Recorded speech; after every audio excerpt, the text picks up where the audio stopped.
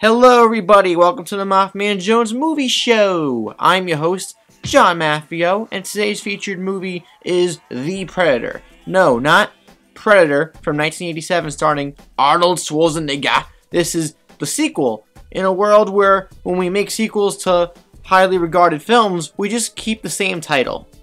Because it won't confuse anybody. Drop the just Predator. It's clean.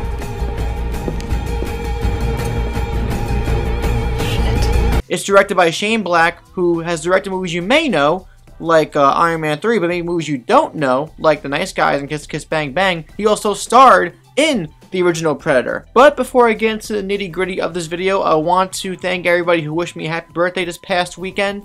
It really means the world to me that for anybody who took time out of their day to either text me or write to me on Facebook, Instagram, Twitter, whatever it may be, whatever social media platform, anywhere, if you took the time out of your day to say happy birthday to me, it means everything.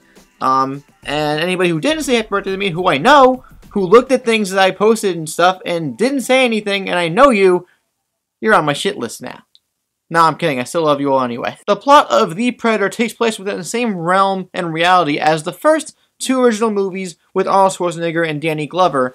And we have our main character, played by Boyd Holbrook, who is a soldier, and while he's on a mission, a predator crashes and starts killing his crew. So he, logically sends the equipment from the dead predator that he murders to a P.O. box, which happens to be his home. And his young son, who has Asperger's, discovers this equipment and starts calling out signals for more predators to come to Earth. And Boyd Holbrook, in the meantime, after this, meets up with a bunch of Looney Tunes characters who are essentially our crew, our main crew for this movie. And, yeah, shenanigans ensue. I guess people have expectations when it comes to a Predator movie because of its history and the iconic status of a character like the Predator. But I kind of went into this just level-minded because I saw a lot of things online about this. People had broken hearts over this film. People were very disappointed by it. So I just I leveled myself out. And I have to say, it's not a good movie, but I enjoyed myself. And at the same time, I'm very conflicted because there's a lot of flaws that really brought the experience down. It's the kind of movie that, upon retrospective, I should be really frustrated at as an overall package and product, but I'm not mad at it. I had a good time for a lot of the movie, but then when it gets bad, it gets really bad. We have a lot of actors in this movie. I mean, we have Boyd Holbrook, we have Trevante Rhodes, we have Keegan-Michael Key, Olivia Munn, Thomas Jane, Alfie Allen, and Sterling K. Brown, among others. And Gary Busey's son, Jake Busey, who apparently is in the movie, canonically speaking, is the son of the character that Gary Busey played in Predator 2. Is that correct? Somebody correct me if I'm wrong. We have a lot of personalities in this film, and I didn't mind the juxtaposition of who these people were and where they came from and why they were together or why they weren't together. But this movie really doesn't have much of an identity.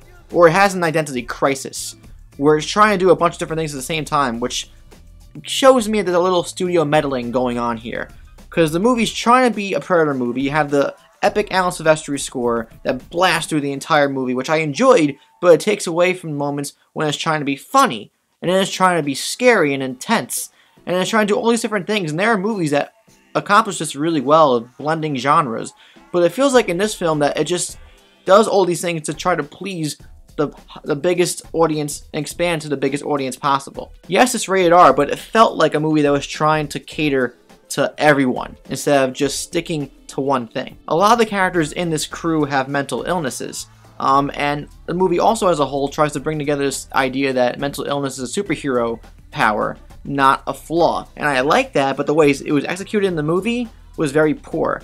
But again, the movie does use these characters' mental illnesses to their advantage and kind of bring some cool comedy into this that I kind of enjoyed. Some other parts are awkward. One thing with Olivia Munn, I kind of chuckled at, but at the same time, due to the nature of what happened with Olivia Munn recently, with the whole cutting of the scene because of Shane Black hiring a sexual predator on the movie that happened to be one of his friends, but he didn't know. We can get into that, but it's another video. It made things a little bit weird. But yeah, there are some moments I really enjoyed. There are some action beats I really enjoyed. But it felt like as a whole, the movie was very choppy and sloppy. Some of the editing is really rapid. And some of the lighting is so dark that it's hard to see anything. Apparently, certain characters in this movie died. I had no idea, because if it happened either off-screen or like this. It was perplexing. Bringing it back to Predators, because for some reason, I'm making this like an advertisement for Predators, directed by Robert Rodriguez. That's a proper sequel. It has a bunch of characters that are distinguished from each other. It's consistent in tone. It tells a proper story and expands upon the mythology of the Predators universe in a really organic way. And I rarely get angry while I film reviews anymore. I think the last time I really got angry was 2015's Fantastic Four, or Four Stick, as a lot of people know it. But the ending of this movie really bewildered me, because it just felt like it was from a different film. Despite the choppy nature of the entire movie, the ending scene felt like it was from an entirely different movie. It's one of those things that if I ever get into an argument about this film one day with a friend or a colleague or whoever, and I'm gonna say something like, I enjoyed aspects of the movie, it had fun moments, but I agree with you that I can't defend the ending. It was garbage. But overall though, The Predator had potential to be a really good sequel that expands upon the mythology, and it attempts to do so, but it doesn't ultimately work. We have characters that have horrible motivations, nothing's really explained. I enjoyed some of the characters, some of the interactions between these characters, and some of the action. But Predator is an inconsistent and incoherent mess of a film technically, but I only recommend it to Predator fans if you're curious to find out like the story and seeing how this progresses, this whole lore. But if you've never seen a Predator movie before, I wouldn't recommend you watching this one first. Go watch 1987's The Predator, and basically any other one besides AVP Requiem. Watch all the other ones, including Predators, and then if you're still interested in this mythology, then watch this. Of all the movies I've seen in Shane Black's filmography, this is his first bad movie, in my opinion. The Predator is a 2 out of 5 stars. It's a Sam Worthington. But now I want to know from all you boys and gals, what you think of The Predator. Let me know in the comments down below. If you enjoyed this video, please like, ring the bell, subscribe to my channel, and check out all my social medias down below.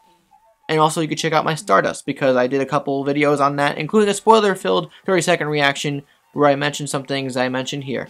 Once again, as always, I'm John Maffio, aka MaffmanJones. If you want to check out a couple of my other reviews, you can check them out right there and right there.